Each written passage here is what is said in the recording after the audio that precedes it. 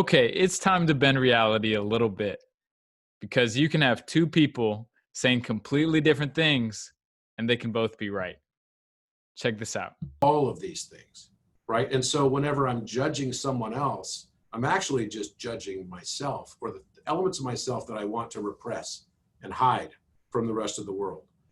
And that becomes every single time. Yeah, it becomes absolutely. It becomes a very beautiful reintegration of your I amness, of who you are. And all those things that you put away as a child get reintegrated into you. So, and you no longer perceive them as being someone else's problem. Instead of judging other people when they make a mistake, you start asking yourself the question, why am I perceiving it as such? Why am I perceiving this as a mistake? I am the lens on the world. 90% of what happens to us is not what actually happens to us. Rather, it's what we perceive happen to us. And I like to use this example of this cylinder. If you were to be looking at this cylinder on farce, right?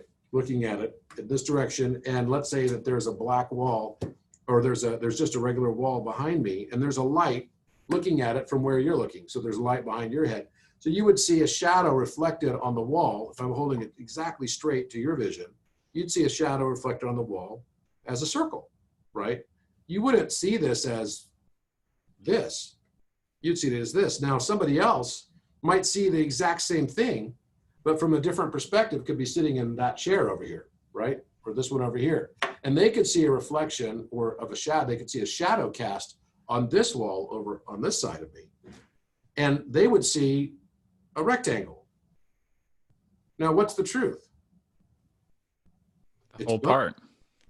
It's both, right? I mean, we have created our own separate perception to think that this is a circle, or this is a rectangle. Actually, it's a cylinder, and it might actually be a cylinder in motion. And it might actually be a fifth dimensional cylinder, right? A hypercylinder. And it might actually be something way, way more than what we are capable of perceiving, right? So I think that's one of the challenges we face in the world right now, is that, you've got people seeing the same crime and coming out with completely different conclusions.